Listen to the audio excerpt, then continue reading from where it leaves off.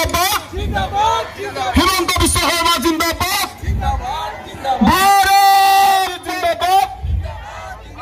JP Nadda জিন্দাবাদ দিলীপ শইকীয়া জিন্দাবাদ হিমন্ত বিশ্ব শৰ্মা জিন্দাবাদ জিন্দাবাদ হিমন্ত বিশ্ব শৰ্মা জিন্দাবাদ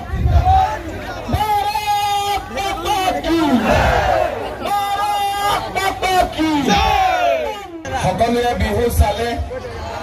হুঁচৰিও চালে সকলোকে মই অসমীয়া নখ আৰু বহাগ বিহুৰ শুভেচ্ছা যাচিছো আৰু সকলক যোনে হত্যা কৰিলে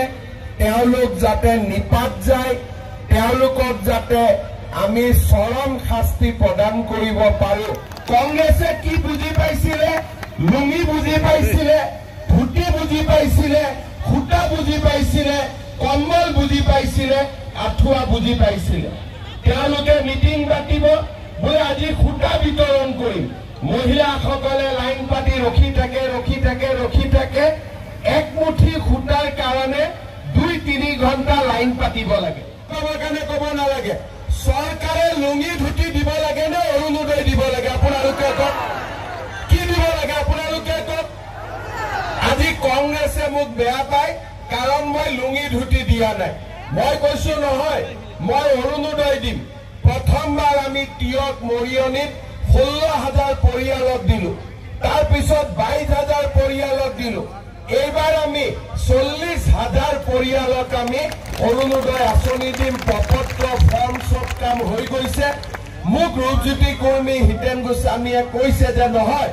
40,000 পালে ভাল হৈছে কিন্তু আৰু 4-5,000 যদি পাওঁ সমষ্টিৰ গোটেই দুখীয়া মানুহে অৰুণোদয় পাই যাব মই আজি খবৰতে ঘোষণা কৰিছো তিয়কৰ কাৰণে আৰু 4,000 অৰুণোদয় দিম মৰিয়নিৰ কাৰণে আৰু 4,000 অৰুণোদয় দিম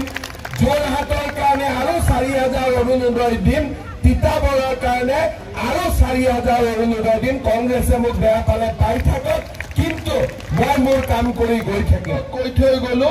সেপ্টেম্বৰ মাহলৈকে আপোনালোকে গম পাব যে এইগৰাকী কংগ্ৰেছৰ সংসদে চৰকাৰৰ পৰা লুকাই 15 দিন পাকিস্তানত থাকি আহিছে তাৰো প্ৰমাণ মই আপোনালোকক সেপ্টেম্বৰ মাহৰ ভিতৰত দি দিম সেই প্ৰতিশ্ৰুতিও মই আজি আপোনালোকক দিছো আপোনালোকে নিজে চিন্তা কৰিব একফালে লুঙিখন উলমি আছে আৰু আনফালে গোটেই আমাৰ অসমৰ উন্নতিৰ আঁচনিবিলাক আছে আমি কাক ভোট দিম এবাৰ আপোনালোকে চিন্তা কৰিব